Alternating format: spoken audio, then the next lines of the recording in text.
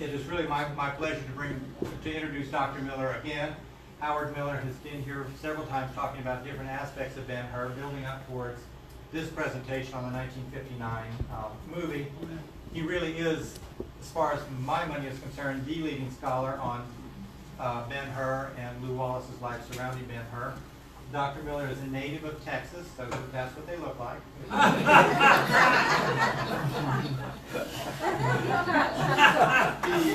taught at the University of Texas, Austin for over 40 years. He was retired in 1911. He taught in the religious department. Professor. 2011. He's old. I like Mike. He's for 150 years. He retired from the university's religious studies department. He's actually been involved with us since about 2000, so he's going on almost 2 decades of being involved in Ben Hur and the Lew Wallace Museum. He has now seen Crawfordsville in every season that we know. He started his research here in January of 2000, I think, which is not the time to see Crawfordsville. He helps us in a lot of different ways, including with the taste as one of our title sponsors. So it is our pleasure to introduce Dr. Miller.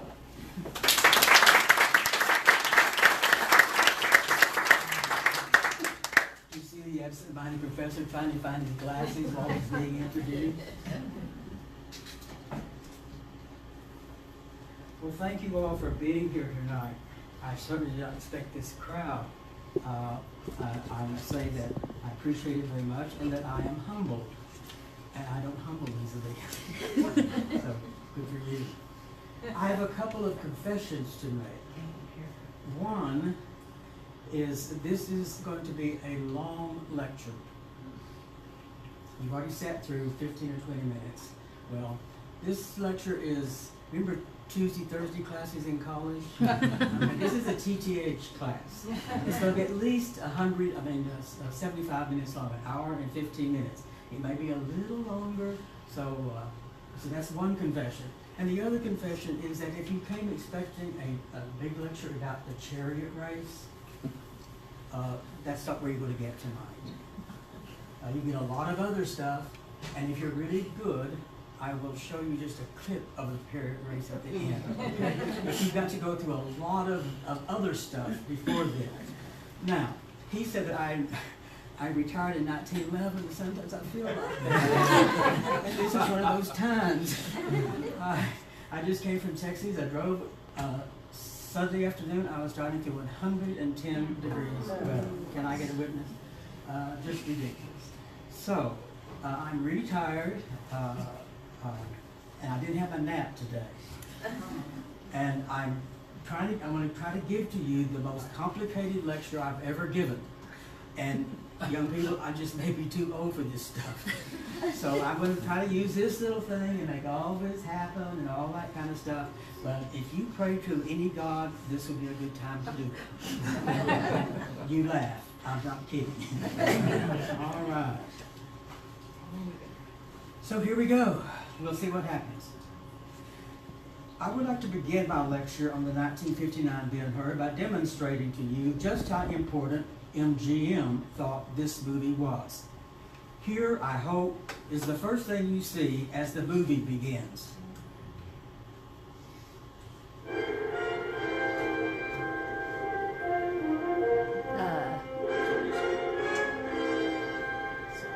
I don't know why it's not showing. Stephanie? I don't know. I think your bulb went out. Did the projector die? Did. Is the lens cover on it? No. The projector died, I think. It just died. How long have we been using this one? You're kidding. Oh, okay. Okay. There it is. Never mind. The doctor fixed it. Thank you. I think he just plugged it in. I don't know. Oh, somebody might have. Here we go. Pretend that didn't happen. You laugh. 85 minutes.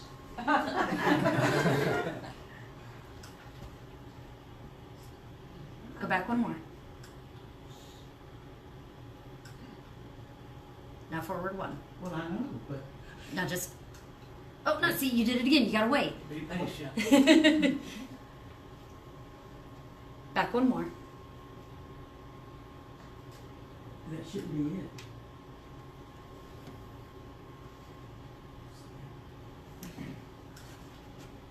Okay, now hit the forward button once and let it wait. Just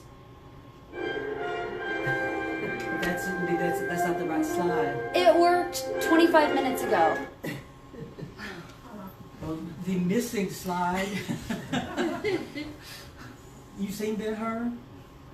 The 59 film? Yes. Do you notice anything unusual about the beginning?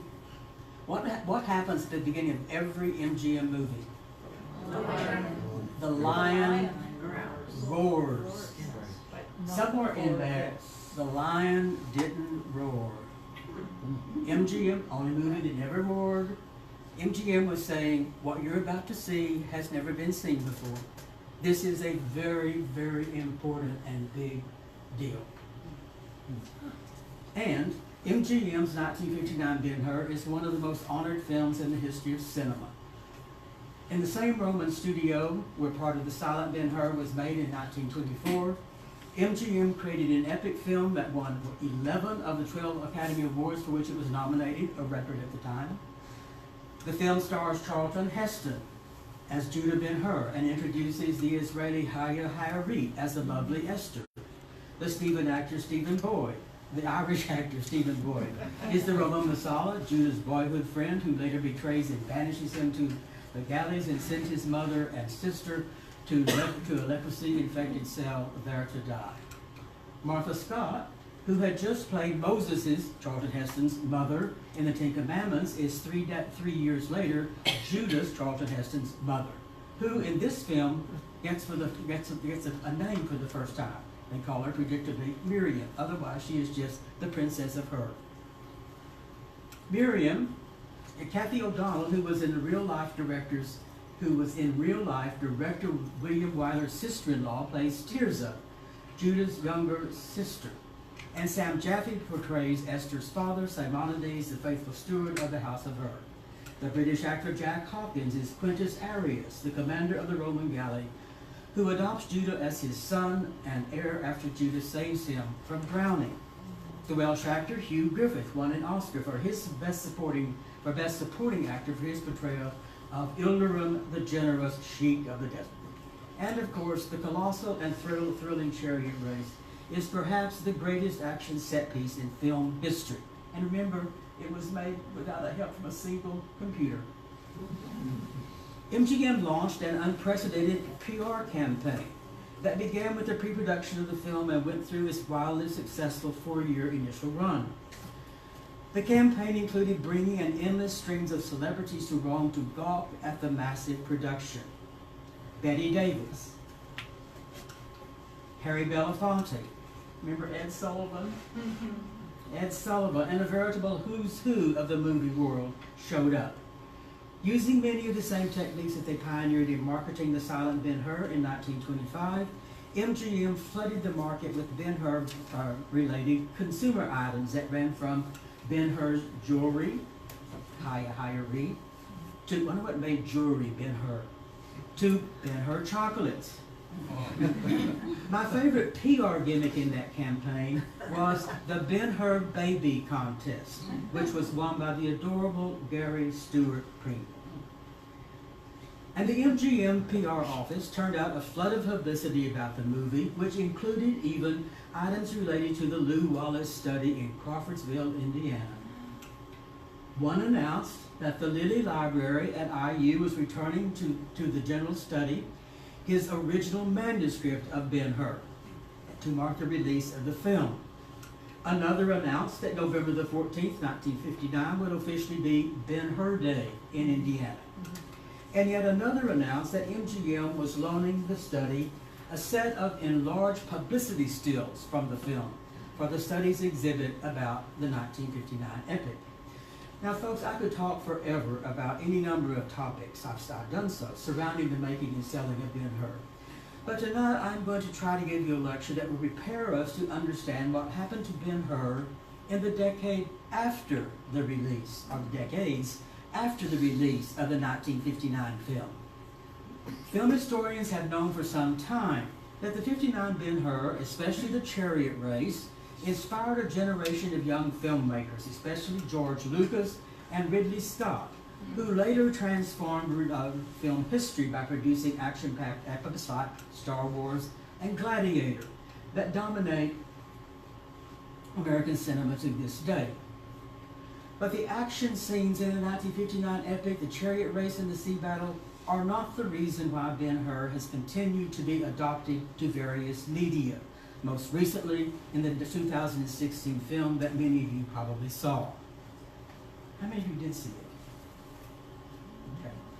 Those adaptations focus not on the action set pieces, but on the Hur family and the tragedy that befalls it.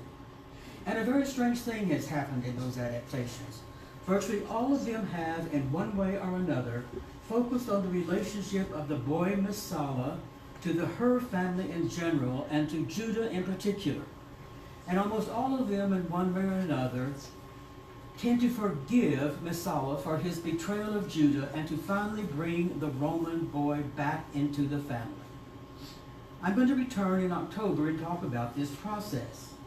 My October lecture is tentatively entitled Redeeming Messala.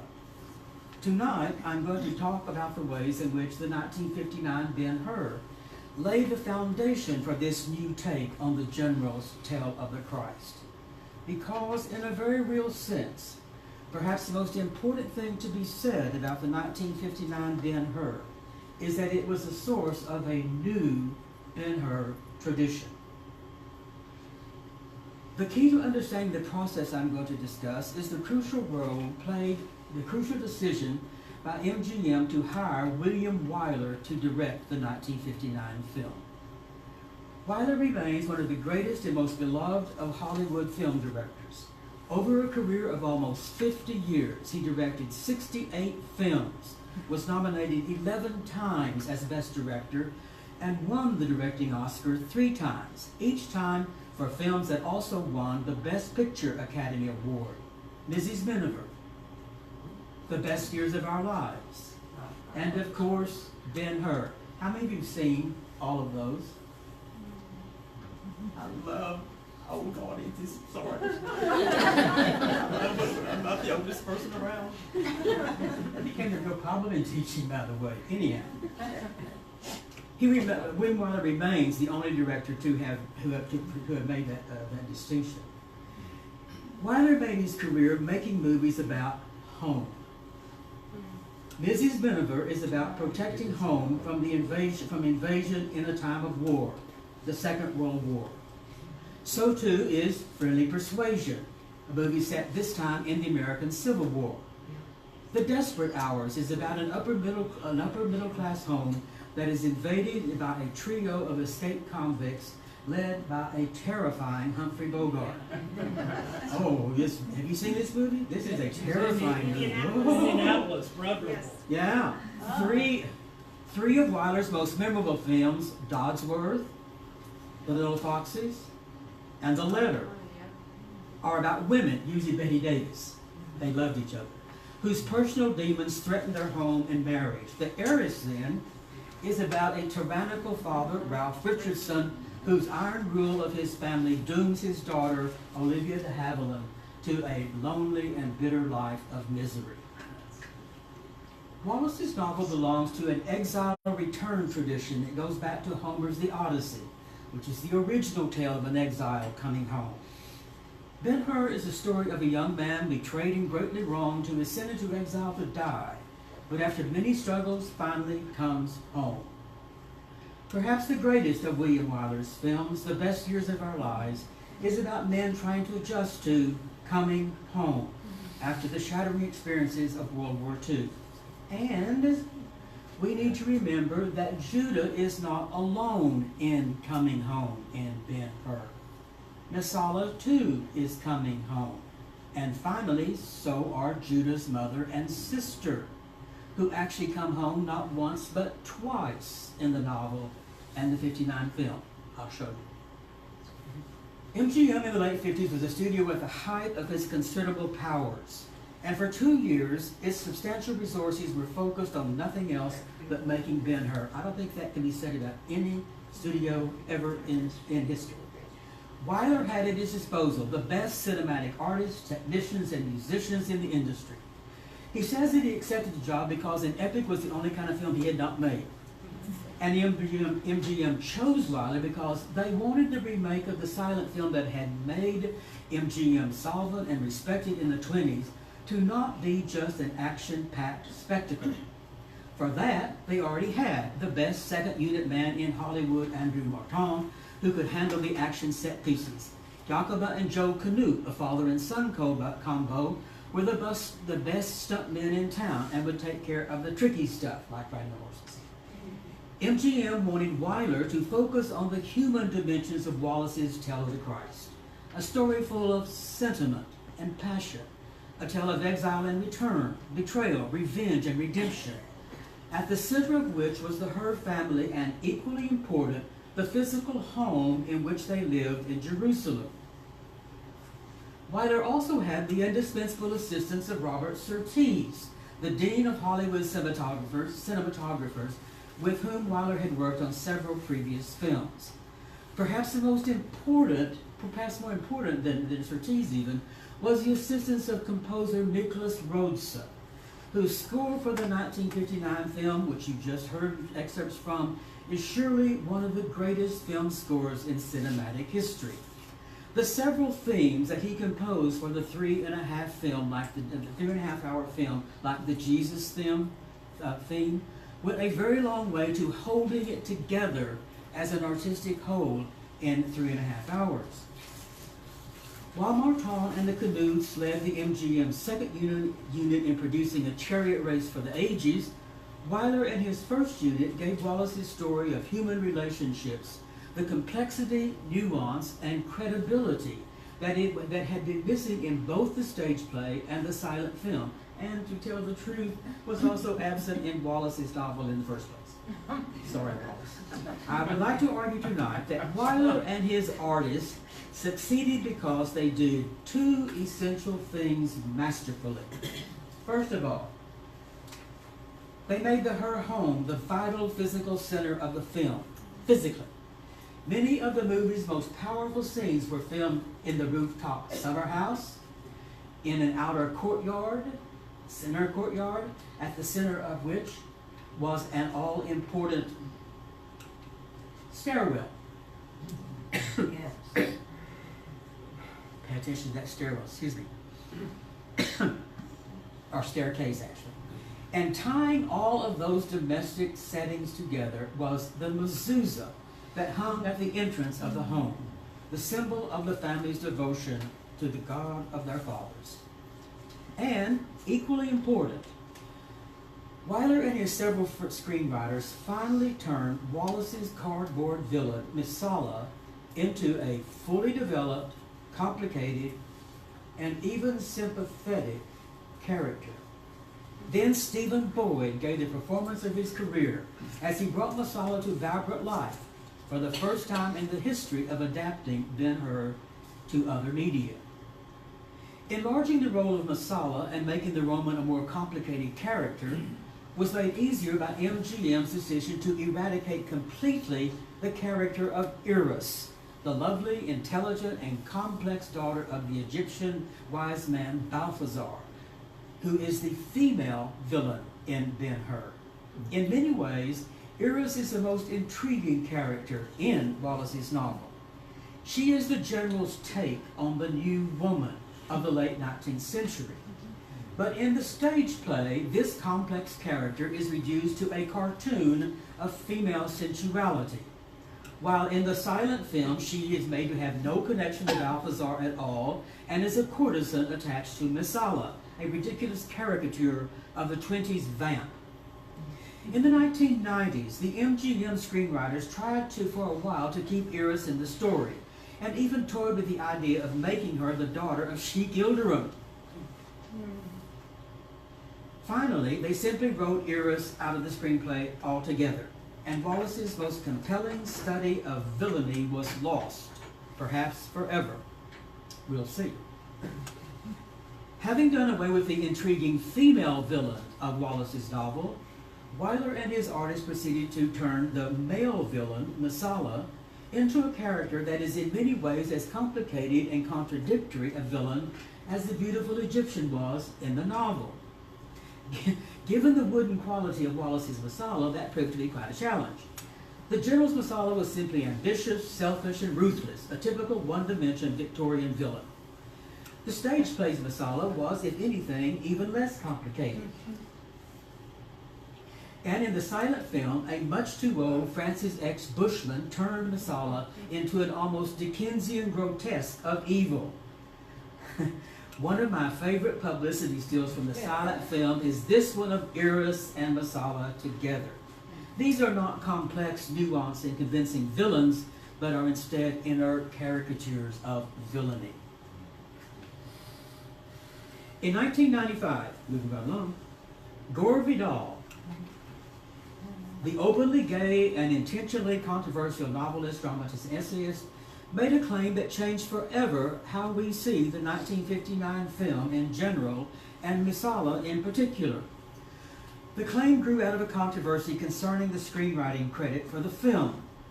The well-known and respected screenwriter Carl Turnberg worked on the screenplay for almost a decade and was credited as sole screenwriter by MGM. But Turnberg, who never went with the company to Rome, had a great deal of help in writing and rewriting the script, particularly in the last stages of filming in Rome. The English poet and screenwriter Christopher Fry and the American Gore Vidal were brought to Rome to address what Wyler saw as major deficiencies in Turnberg's script. Most people associated with the filming, especially Wyler and Houston, believed that Fry should have received co-billing with Turnberg, and when the Academy of Motion Picture Arts and Sciences nominated Turnberg alone for the screenwriting Oscar, Wyler and Heston were publicly critical. Actually, they caused quite a stink. That screenwriting Oscar was the only one of the 12 for which Ben Hur was nominated that it did not win. This screenwriting credit controversy faded in time, but the crisis that Vidal created in 1995 is with us still. In a documentary based on Vito Russo's The Celluloid Closet, Vidal claimed that he wrote a major portion of the screenplay, not true, and he insisted that it was he who solved a major dilemma for the film director. Wyler, who was accustomed to intense relationships in his film, was concerned that the interaction between Messala and Judah was too wooded. He constantly urged Heston to be better in his role without being able to tell him how to do it, especially in the intense scenes with Messala. Vidal claimed to have solved that problem. He said that he and Wyler agreed that Boyd would play the role as if he and Judah had been lovers as boys, a relationship that the Roman now wanted to resume and Judah did not. Only something like that, Vidal argued, could make believable the intensity of the clash between Wallace's antagonists. According to Vidal, Heston was kept ignorant of the plan, and Boyd played the role as a lovesick young man. Both Wyler and Boyd, we'll see, both Wyler and Boyd were conveniently dead by 1995 and could not respond to Vidal's claim, which poor Charlton Heston, as you might imagine, rejected almost apocalyptically. Apoplectically. I even did the emphasis there, and I still mispronounced it. Personally, I would not believe a thing that the odious Gore Vidal said. Nor do I think that it is any way necessary to make the boys ill-fated lovers in order to understand the intensity of the clash between the general's antagonists when they meet again as young men. After all, Messala asked Judah to collaborate with the Roman conquerors and against his own people, to betray them. When Judah refuses, Messala knowingly brings calamity down on the house of Hur, consigning the entire family to gradual death, all in order to advance his own ambition. What's not to be intense about? But the question remains, is Messala evil and beyond redemption? Eros, who in the novel leaves Balthazar to be with Messala after the chariot race, clearly believed that he was evil and beyond redemption. In the epilogue of the novel, Eros visits with Esther and her 2 children. Eros tells Esther that she has learned from Messala that to be a Roman is to be a brute, and she has murdered him. Oh. Messala's not killed in the chariot race, he's just lame, and finally Eros kills him. because he's such a bastard. On the other hand, on the other hand, Esther and Judah, now Christians, are ready at the end of the novel to forgive Messala and Eros. Listen. And in that Christian forgiving response, buried in the last pages of Wallace's Tale of the Christ, lies the source of the new tradition that the 1959 epic film inaugurates. To forgive, to redeem Messala. How do you start there? It starts with Weiler, actually. Weiler begins by making Messala a much more complicated and multidimensional character. How? I have said that Wallace's tale is a story of wandering, exile, trials, and final return. Homecoming. The 1959 film begins with a homecoming, but guess what? It is Messala who is returning. And he is not alone. He is almost always accompanied by Drusus, his aide-de-camp. Drusus is a minor character in the novel, who in the 1959 film becomes much more important. He is almost always at Messala's side until the Roman dies with his head cradled in Drusus's hands. He does die in the film. Drusus is there at times to act as Messala's conscience and to humanize him. And it is to Drusus that Messala confesses that he has dreamed since he was a boy in Jerusalem of returning to rule the city that his father once governed. He is coming home. We are first going to see the reunion between Judah and Messala in the fortress Antonia. Notice that we're going to see a movie clip in a sec. Notice that when a soldier, that's what I'm going to do. I'm going to describe what's going to happen, show you the music clip, okay? Notice that when a soldier announces Judah's arrival, Messala gives him a lecture on treating Jews with respect. From the beginning, then, there is complexity, nuance, and humanity in Messala. We will see the controversial toast scene. By the way, if you want confirmation of Vidal's charge about a homoerotic aspect, listen to Messala giggle like a schoolgirl when he meets Judah, and at the way his thumb caresses Judah's arm. But much more important than that toast scene is the emotional greeting that precedes it. The joyous embrace between the two men is the only full embrace between two males in the movie. And its general warmth makes all the more tragic the almost immediate change in the relationship. And it doesn't need to have anything homoerotic about it to make it extremely powerful. All right, let's see what the first film clip looks like, sounds like. There's a Jew outside. He wants to see the Tribune Messala. Is that loud enough? It's not loud enough. Somebody turn it up.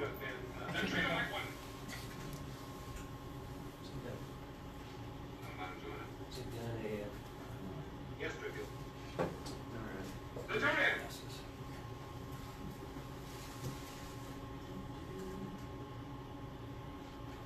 This was his country before it was ours. There you go. Don't forget that. Yes, Tribune.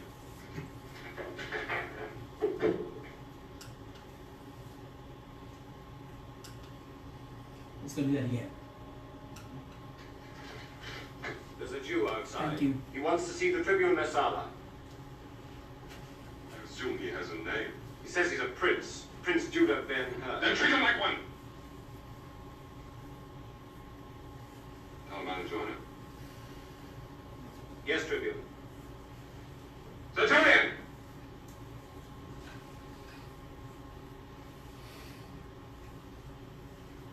This was his country before it was ours. Don't forget that. Yes, Tribune. Then why? This Ben Hur is the richest man in Jerusalem.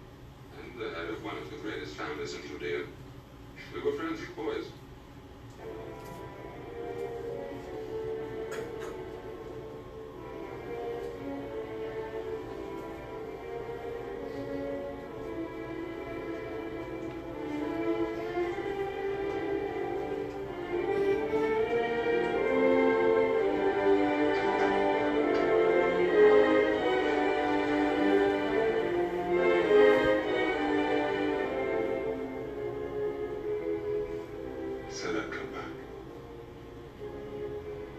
Professor Jewel.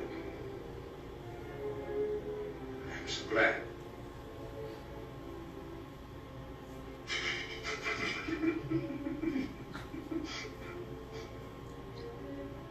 Look at you. Are the beams crossed? Javelins from the back here.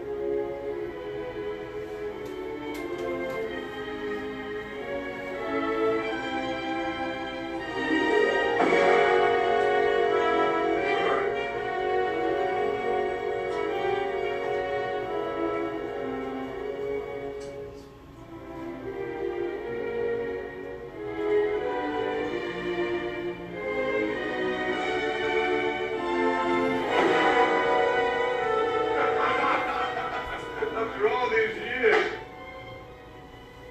still close in every way. I hope so. And now for our toast. It's dreadful wine, by the way. It's especially fermented for the Roman army. You're very cruel to your conquerors.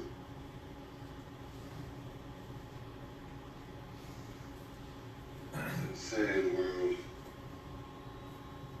But in it there is one sanity. The loyalty of old friends.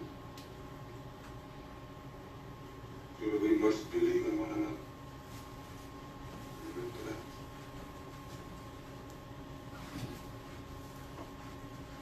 It's on my heart.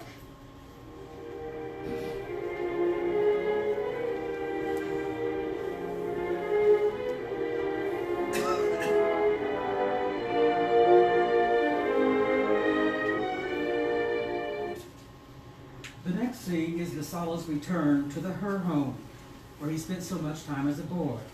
We get our first look at the interior courtyard with its central staircase. That staircase figures prominently throughout the film at significant moments and comes to symbolize the vital center of the house of Hur. Not a fireplace, but a staircase is at the heart of this family. The question of how much Messala has changed arises almost immediately. It will never go away. Tirza, Judah's younger sister, introduces the theme of water that recurs throughout the film when she tells Messala that a new fountain has replaced the old one that went dry every summer. And notice that the household is teeming with servants. As the main characters interact in the foreground in a minute, keep your eye on the background. People emerge from the back of the house carrying food for dinner constantly.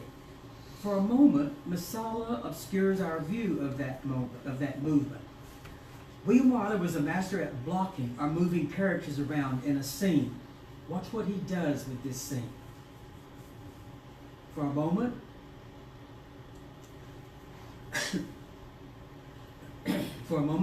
Messala obscures our view, but Wyler has Messala sit down on a convenient couch, and in the space that creates between him and Tirza, the comings and goings of the Hur servants continues.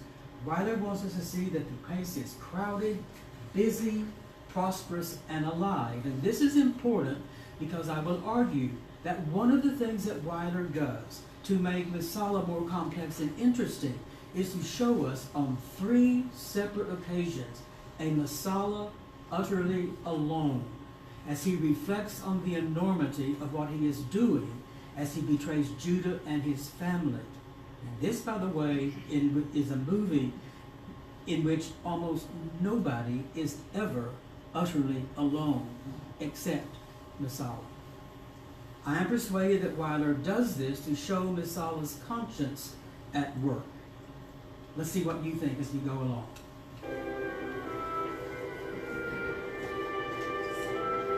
It's a beautiful set. Place I've remembered.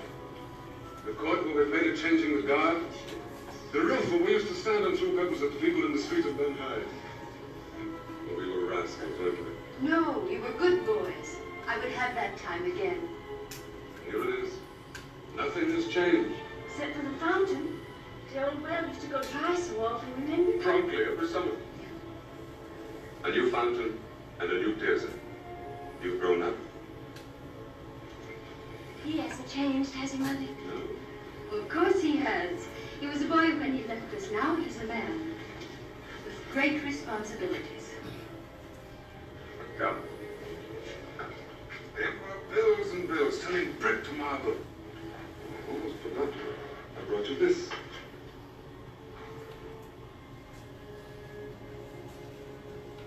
Seen anything like this before? Beautiful. Is it Roman? I was Libyan. I was there last year. A tremendous campaign. We met their armies on the coast, and after 2 days of fighting, they fled.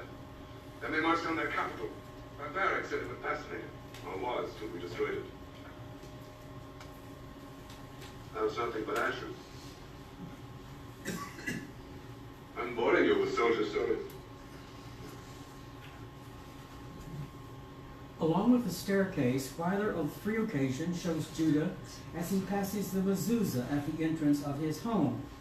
Here is a very quick clip very early on in the film that shows Judah hurriedly entering the house and automatically kissing his fingers and then touching the mezuzah. It's so central, it's automatic. This also is the only scene that has poor Amra, the servant, in it. She almost disappears in this film. Did you catch it? The caravan from Antioch. In the scene immediately following this one, we see another homecoming, the return of Esther, the lovely daughter of Simonides, the trusted steward of the house of Hur. Esther once lived in the Hur house in Jerusalem, but has for many years lived with her father in Antioch, where Simonides supervises the Hur's far-flung and wildly successful business venture.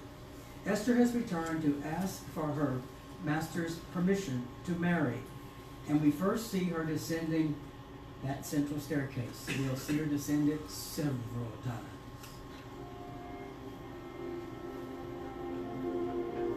Haya Hararit. This is the love thing.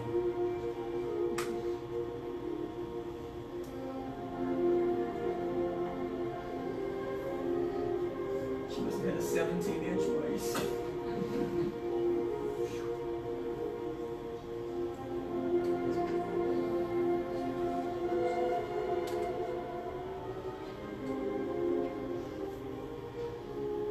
Your permission, Esther wishes to speak to her master. The next scene occurs immediately after Tirzah accidentally dislodges a loose tile from the roof of her home as she and Judah watch Messala escort the Roman governor Valerius Gratus through Jerusalem in the street below. The tile strikes the governor and the enraged Romans invade her home. Messala, his heart now hardened against Judah and his family, ignores Judah's plea for mercy on the basis of their boyhood friendship. He coldly sends the entire family, whom he greeted so warmly the day before, to the fortress, and then empties the once bustling house of all of its servants. All those people who are bustling around the day before are gone. Then he stands alone in the courtyard for a minute, looking around. And in a scene that occurs only in this adaptation of Ben Hur, Messala goes to the rooftop alone, where he himself accidentally dislodges a tile that almost hits the soldiers still marching below. He now knows that Judah is telling the truth, and for the first time, he takes a minute to reflect on what he has done. By the way, pay attention to the sound of the tile as it crashes. Apparently, Weiler loved that sound, and it keeps occurring throughout the film. Let them go! They have nothing to do with it!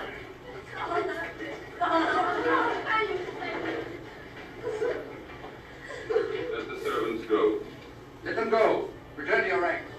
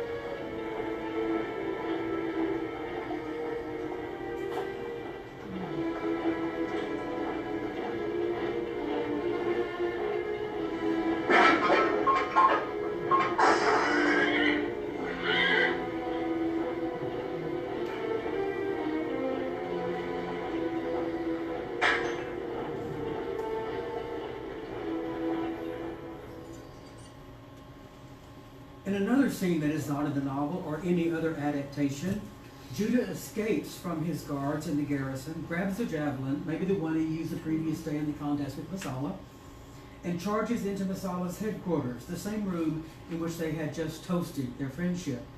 Messala stares Judah down and sends the guards away. When Judah begs for his family's life, Messala refuses, but he tells Judah that he now knows that Judah is in fact innocent. Here is Judah's response. No.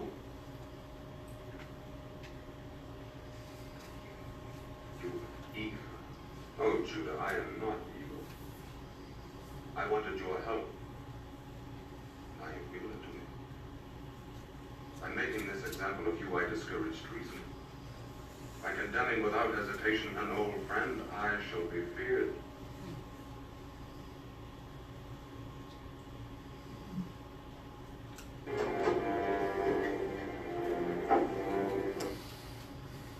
Judah, overcome with rage and despair, almost kills Messala with the javelin, but instead hurls it into the wall right behind the Roman. Judah is then taken back to his prison and his fate. Notice that he passes right under the crossbeam into which he and Judah had just thrown their javelins. Then, for the second time in less than 24 hours, Messala, again completely alone, contemplates the enormity of what he has done.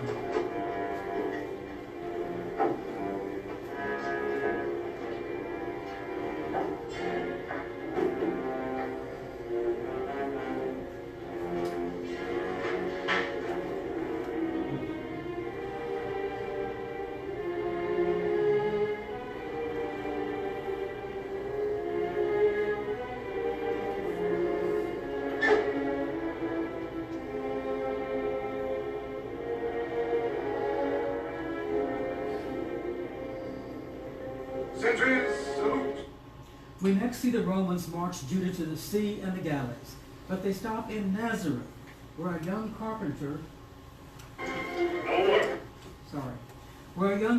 gives Judah life-saving water.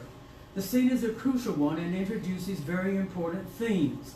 One of them is the importance of hands. We have already seen the hand of God and Adam almost touching at the beginning of the film. Now watch Judah and Jesus touch each other's hands. We never see Jesus' face, but watch Judah's face as he sees Jesus' face for the first time.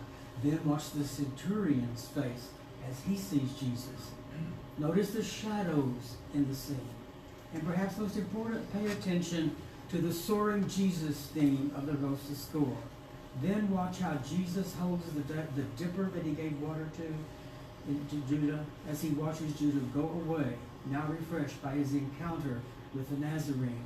It's great stuff here, folks, but you got to remember this scene because it almost frame by frame recurs later on. No more friend here.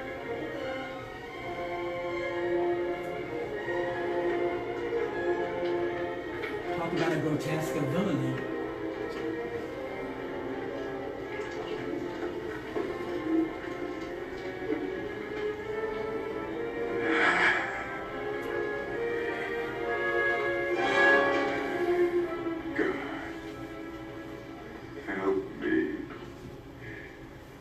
The shadow.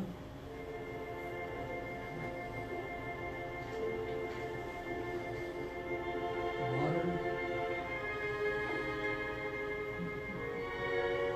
Hands.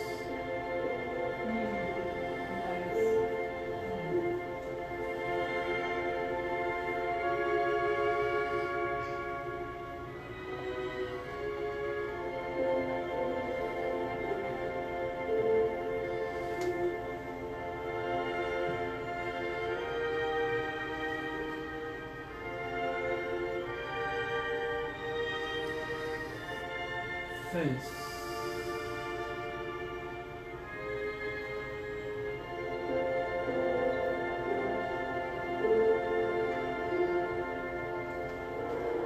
You! I said no water for him!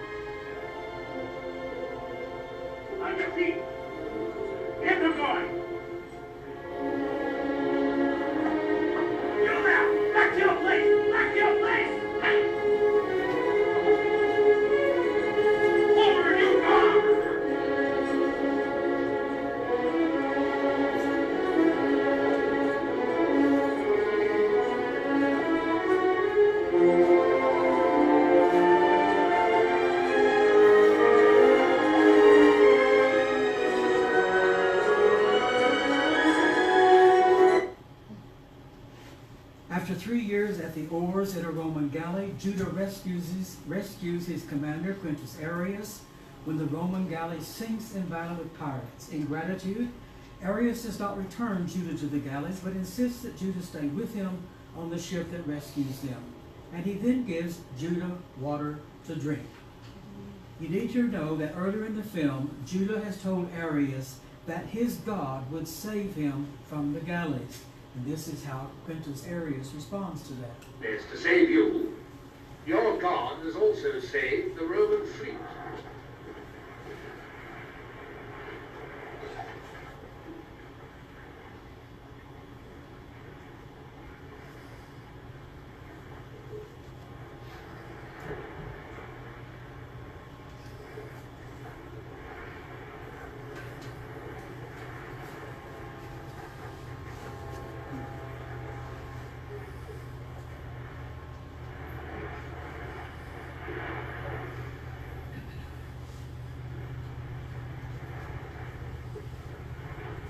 Hail, Arrius! Hail, Arrius! Right oars! Arrius then takes Judah to Rome and adopts him.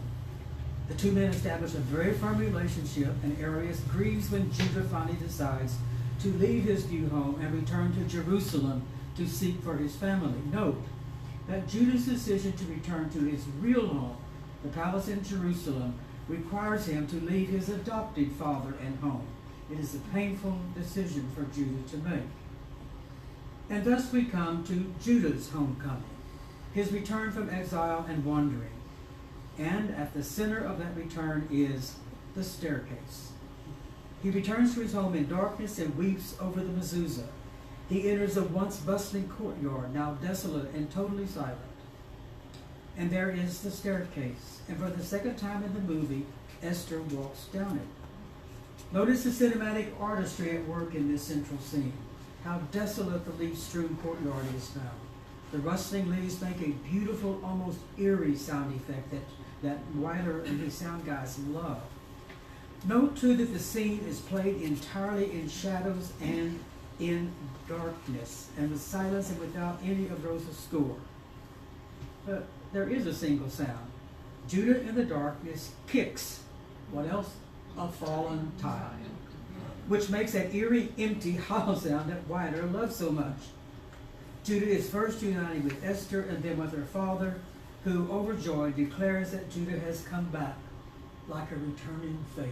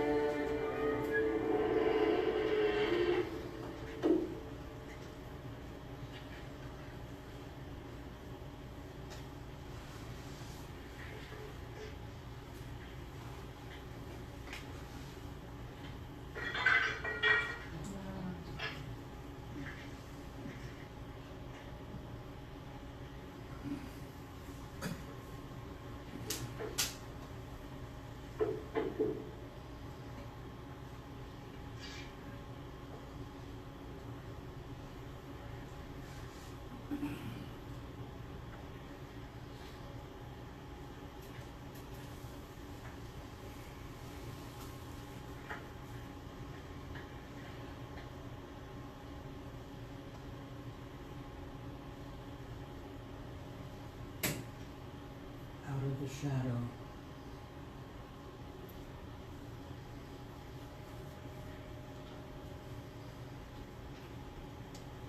Yes, sir.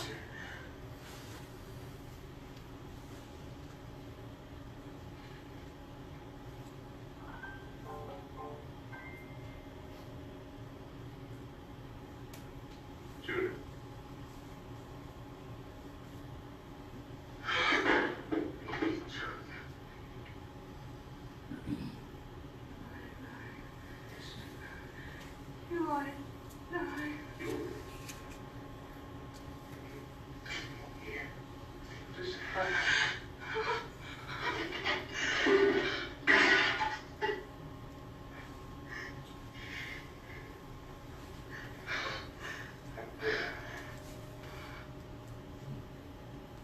I hoped it, I didn't believe. I see that your one thought is to save your mother and sister. You have come back to us like a returning faith. Oh, children, I should like to laugh again. Let us laugh. We will laugh. There will be joy again in this house. We will celebrate among the dust.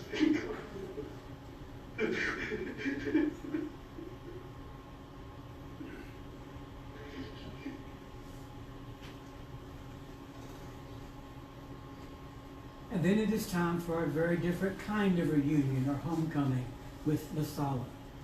We find the Roman and Drusus whiling away the time in chambers that feature an indoor pool of water and a room with blood-red wall coverings before which the reunion takes place. I love Judah's dramatic entrance from the shadows and with a great Julius Caesar Roman haircut. Notice that the still water in the Romans' pool is the only water in the film that is never in motion one way or another.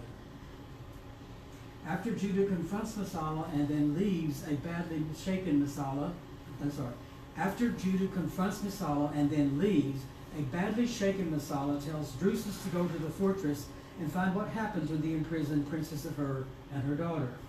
After Drusus leaves, Messala is once again alone, now powerfully aware of the dreadful consequences of what he has done.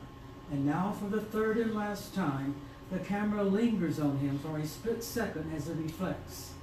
It occurred to me at one point when I was thinking about this that we don't often see villains reflecting on their misdeeds. Consul here. It is Quintus Arius, the younger. Thank you. Bring it to me. I didn't know the consul had a son. Head of young Arius. Is the champion of the great circus? Why is he here presenting me with gifts? Perhaps he will race against you in the games. Magnificent. And from a man I've never met. You're wrong, Messala.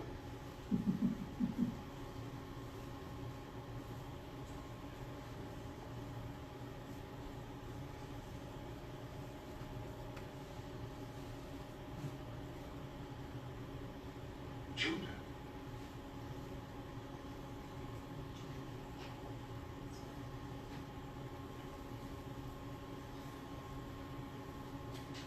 Magic, you bear the name of the consul of Rome. You were the magician, Messala.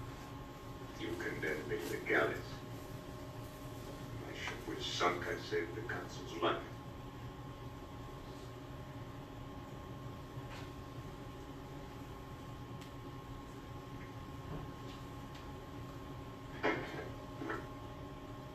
You know his seal?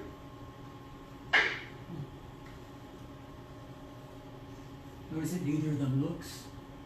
Are you stunned? Whoa. Now I've come back. As I swore.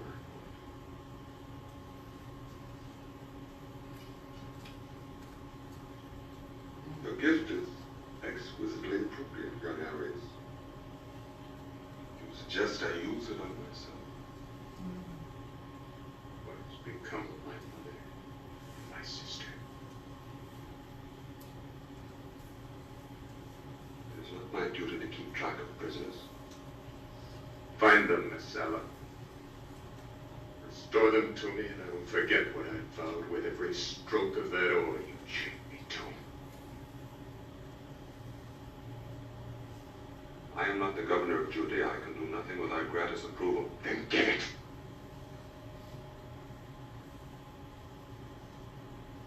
I will come back tomorrow. Don't disappoint me, Messala.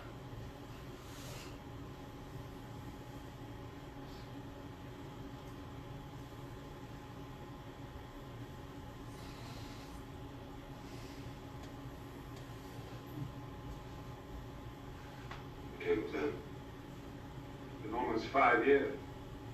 Suppose they're still alive? Go to the Citadel, Drusus, find out. And if they're dead? They're dead!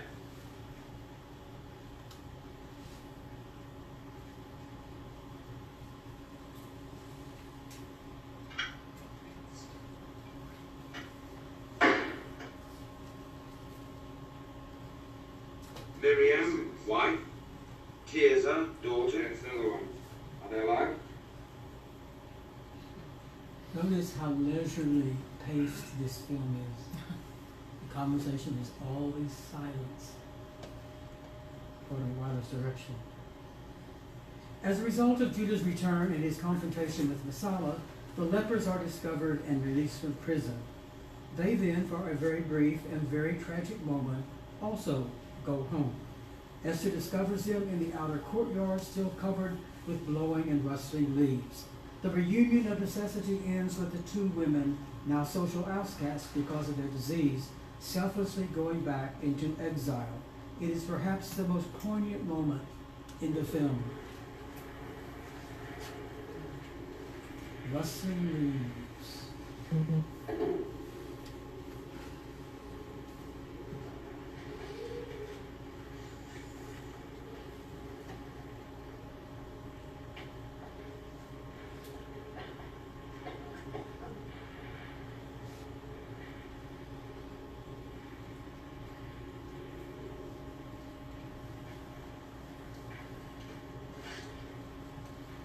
Someone there?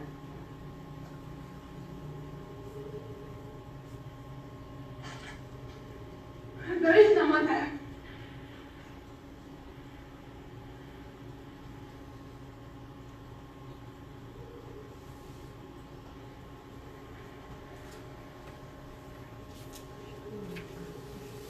Why? Don't come any closer. Why?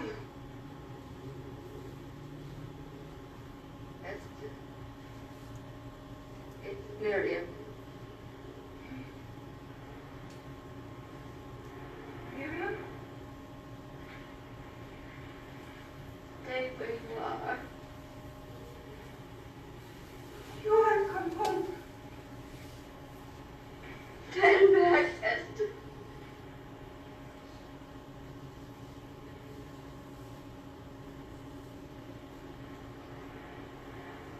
We are lepers.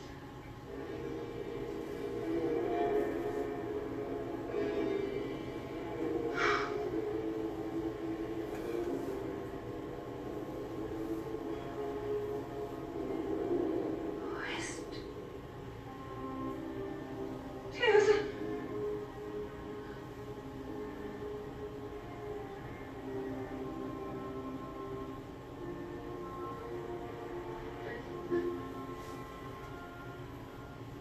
Judah live. He is alive. He is here. Where? He is searching for you now. After the lepers leave, Judah returns to the Hur home and confronts Esther, who now knows that his mother and sister are lepers. Esther tells Judah to forget Messala and return to Rome.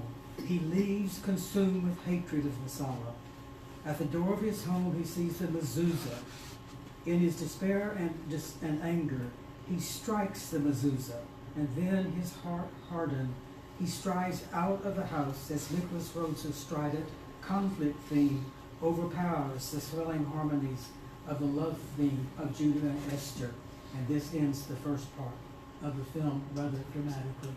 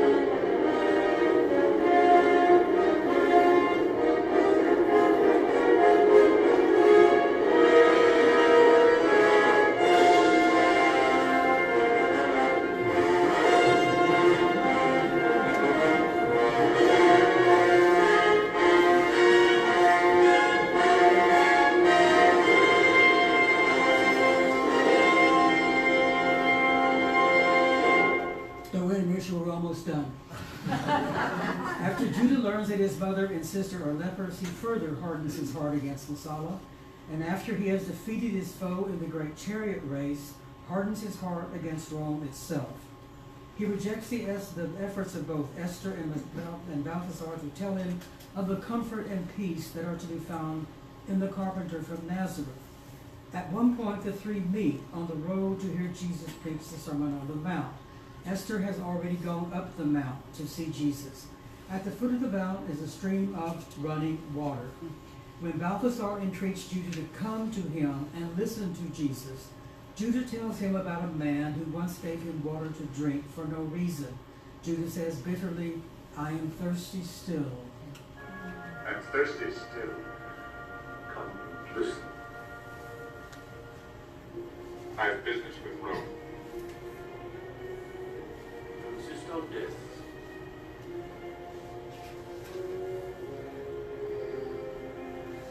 Goodbye, Judah.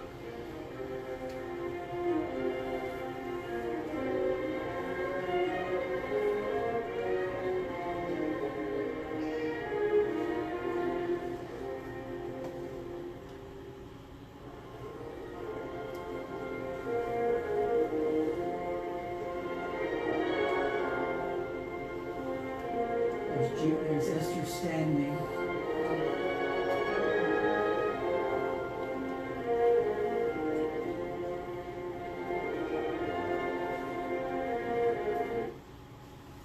This scene is followed by another meeting with Esther, in which the woman finally confronts Judah with what is happening to him.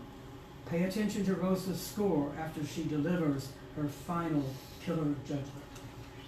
It was Judah Ben Hur I loved. What has become of him? You seem to be now the very thing you set out to destroy, giving evil for evil. Hatred is turning you to stone. It's as though you had become Messala.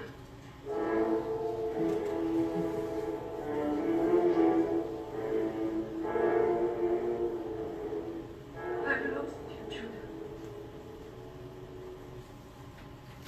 Esther's witness has an impact on Judah, and the next day both he and she, separately, go to the leper's cave, and then, united, take the women into the city, hoping to find Jesus to heal them. But they arrive on Good Friday and watch as Jesus is lashed along the Via Dolorosa on the way to Golgotha. Both of the lepers and Judah himself take pity on the prisoner as he passes them. As the lepers call out for someone to help Jesus and not them, Judah tries to give Jesus water. He then, for the first time, recognizes the man who saved his life at the well in Nazareth. He is not trying to give Jesus water to repay that debt. He was doing it out of mercy and love, a reformed heart. The guards dash the water from Jesus' hand, and Judah can only watch as the doomed man trudges on to his death, just the way Jesus watched as Judah trudged on, and they're both hung in the same river.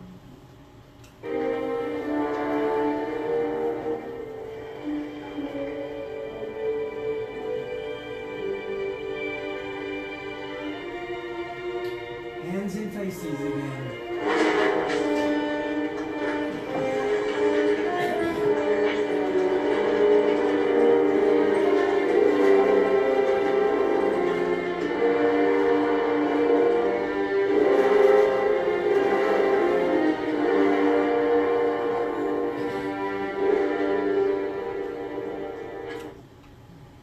I'm going to show you the final scene of the movie in its entirety, which is about 7 minutes long, because it so effectively and powerfully ties together so many of the points I have been trying to make.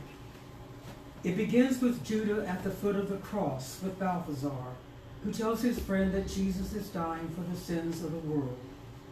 We then see Judah's face, suffused with emotion, emerge from the shadow into light, as he finally accepts the gospel, the good news that Balthasar and Esther had been preaching to him.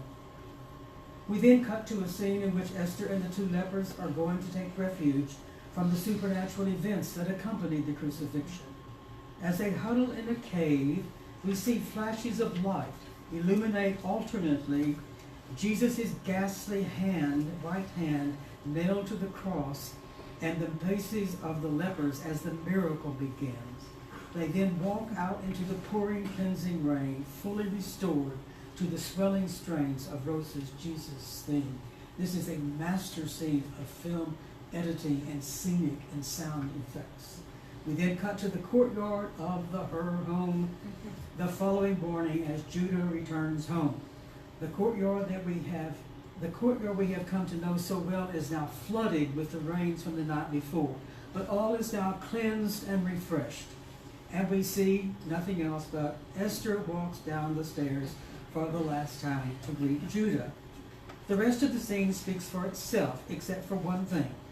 For the only time in the film, in this last scene, someone now walks up the stairs, and it isn't Esther. This is magnificent.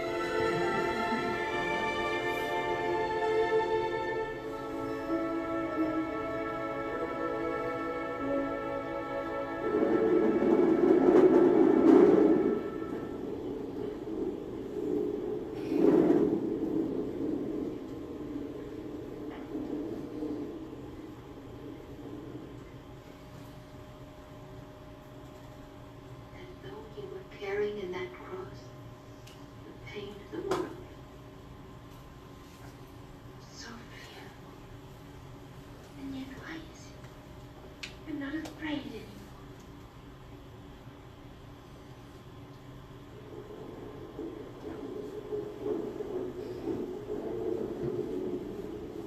The shadow is torn.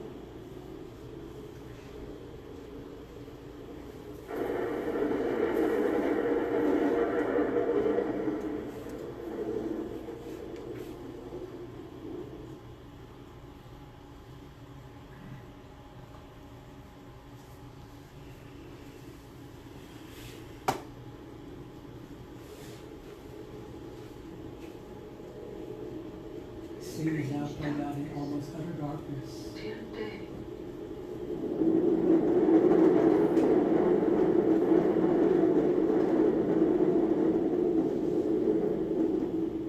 Its life is over.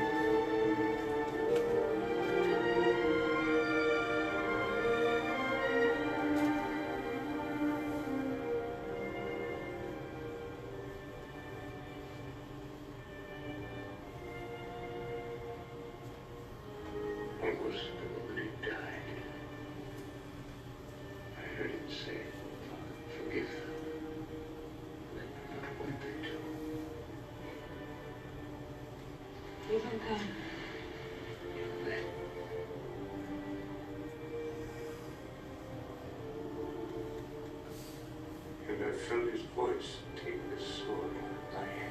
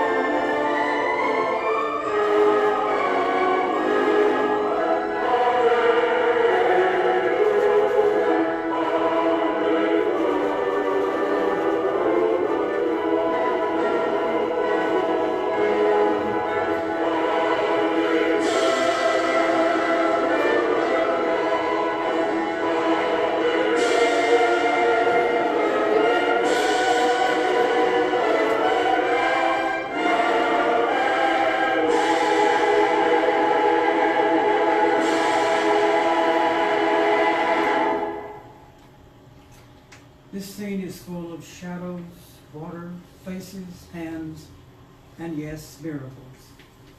And it concludes the film by bringing the last of the exiles home. I should confess now that I cannot be objective about the scene we just saw because of the remarkable impact it had on me at a very traumatic point in my young life. In the summer of 1962, I found myself in Lexington, Virginia, trying to earn money to stay in college by selling way overpriced Bibles and dictionaries to very, very poor people. And I hated it. And I was more than 1,000 miles from my Texas home for the first time in my life. I was homesick and utterly miserable. And one day, when I was refused to sell Bibles, I don't know what I meant, but I did. But I saw that the local drive-in was showing Ben Hur. As you may know, the movie was released over 4 years in stages, from long-running exclusive showings in 17 of the nation's largest cities, until by the summer of 1962, when I was a sophomore in college, it was finally at the Hull Drive-In Theater in Lexington, Virginia, the Shrine of the South. And by God, it's still there.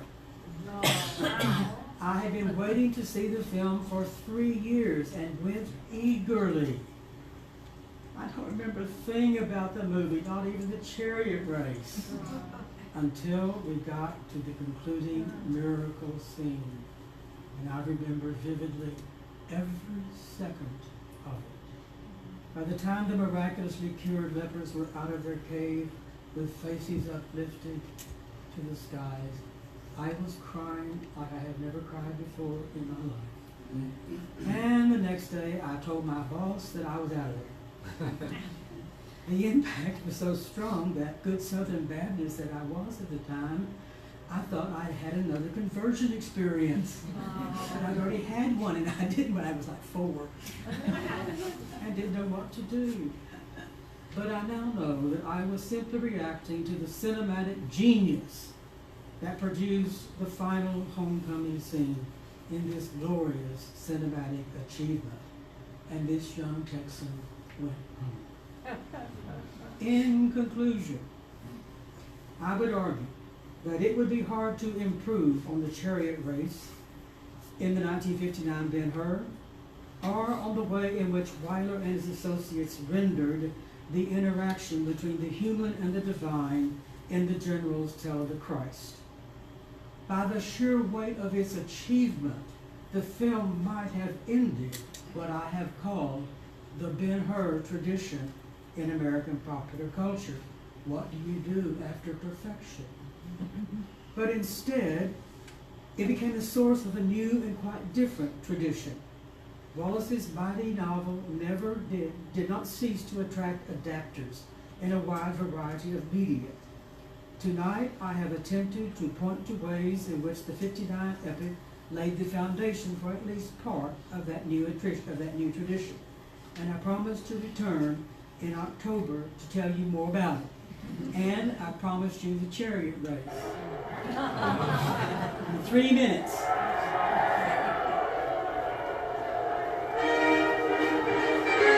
Talk about perfection.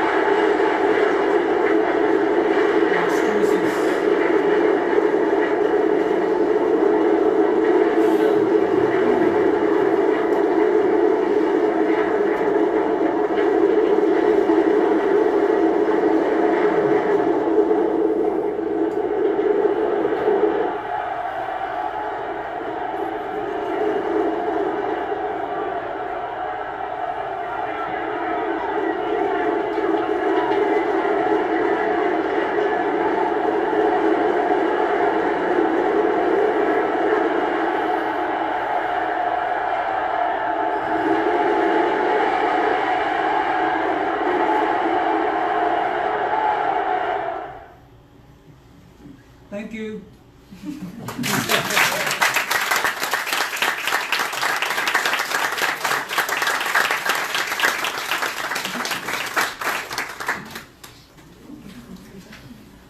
Any questions for Dr. Miller before we let him go?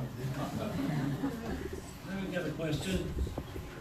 What General Lew Wallace's background, his history, his beliefs, what actually made him develop this story?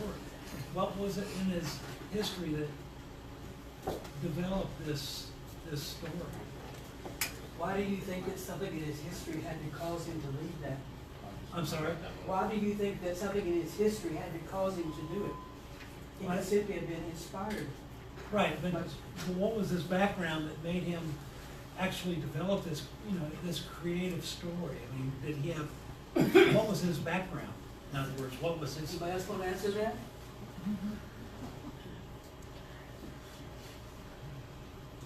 I mean, Spent time in the Holy Land. Yeah.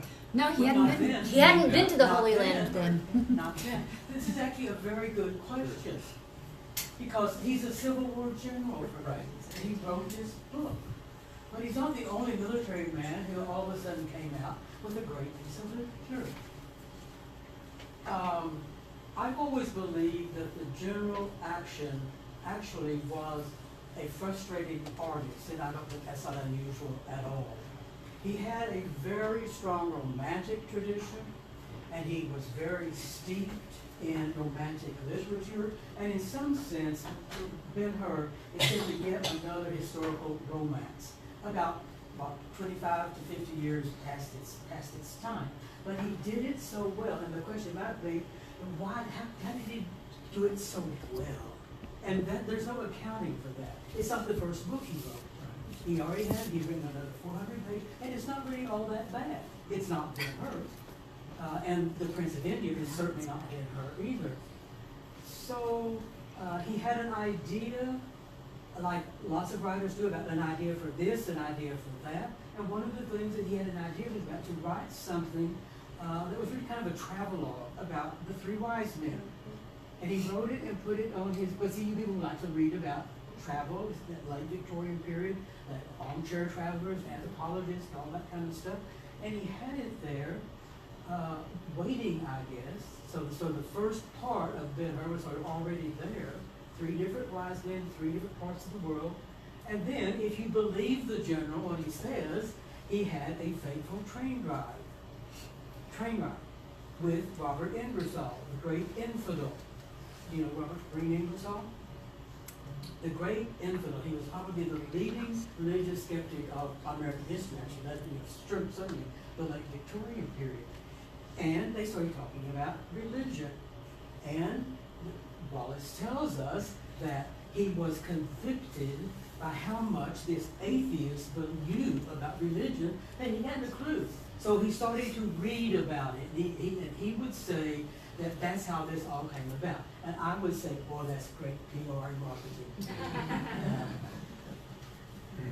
That's actually a very good, that's actually a very good question. Thank you. Anyway, in serious students of literature would look at this novel and say, William Dean Howells, those kinds of people, didn't give it the time of day. How many of you have read Ben Hur? I'm talking about who Iris is. Yeah. Have I told you about my Ben Hur test? Probably not. When I was teaching, I taught about Ben Hur, and I always had a question that I would use to expose charlatans who said, "Oh, sure, I've read Ben Hur," or whatever. That meant that they had seen the 1959 film, right? What if I called it in religious history a very big name, so you would recognize him if I told you, but I'm not going to tell you, came to lecture about late 19th century religion and biblical studies, the invention of this biblical studies, and how Ben Hur fit into that. And one of my students who knew about the test pulled it on him. And she said, "Well, how does Iris fit into this?" And he answered the question by talking about Arius. And he didn't know who Iris is because Iris isn't in this movie. It is. William Wyler has a son. His name is David Wyler. And he is the man behind the 2010 Canadian miniseries of Ben Hur. And while I was doing my research in Hollywood, I went out and met David Wyler. And his house is absolutely full of Ben Hur memorabilia. I mean, just Larry, to die for. Just, oh, wonderful. I asked him if he had read Ben Hur. And he lied to me. Because he failed the ERAS test. He said, oh, well, I started it, but ERAS didn't come until later in the novel. So, anyhow, how did I get off on that? Somebody usually asks a chariot question, right? I'll ask one. How would it be possible for them to, now that's not the ability to do this. You notice that when they get close to each other, and then, you know, that finally how it all happens, the wheels come together and that kind of stuff. Do you know that that's impossible? Right. Who said that? Okay, it's impossible because if the wheels can get together, the horses would have already gotten there. You already knew that stuff. You ask questions. You ask questions. It's not like you've been sitting here for 2 hours. I really appreciate that. It was about 10 minutes longer than I thought it was going to be. Well, Dr. Miller will be here to answer questions one-on-one for a little while. We've got some refreshments, and I know, for one, I won't look at the movie the same way. There was so much content that you provided that has just gone right over my head. It's really very, very difficult to get out of the chariot race, focus on the spectacular event. Ben Hur is in, the tradition of Ben Hur is in two very different sections. One is the spectacular section, the great chariot race, and to a lesser extent, the sea battle. And that is what has really fascinated people, not all just guys either. Well, this movie perfected that. I mean, no one could ever make. How many of you saw the 2016 movie? With the computer generated? I hated it. When Judah went flying, you know, just like people jump off of skyscrapers and stuff like that, I just, give me a break. It was awful. So, it just can't be any better than this. Did you love that Joe Knut stunt? When they jump over and he does the flip and all that kind of stuff? He wasn't supposed to do that. His daddy was very upset with him, but he did it anyhow. And he said, cut it, real pretty, and that kind of stuff. So, perfection, all right? But there's another part of the tradition, the spiritual part. And the spiritual part is part of the interaction of humanity and divinity, is part of the domestic part, because the novel's genius, Wallace's real contribution, and something that no one else had done, was to intertwine the lives of real people, genuine human beings, with the Son of the Christian God. And no one had ever done that before. And no one did it better than this movie, William Wyler, and the screenwriters, and the wonderful score of Nicholas Rosa. So, it was just perfection. And I must admit that in the 80s, when new adaptations of Ben Hur began to be made, very minor things, I thought that this thing was over. How can you get beyond that? So, but then it kept going and kept going and kept going. Because both that, I'm giving you a preview of next time's lecture, both the spectacular dimension has now turned into these incredible testosterone poison action movies that rule the world. Globalization has loved it. And the spiritual side, largely because of Gore Vidal's tainting it with homosexuality, has been adopted by conservative evangelical Christians, and the movies have become niche market movies. Now you don't have to come to my lecture next time. I'll come and give it anyhow. Thank you very much.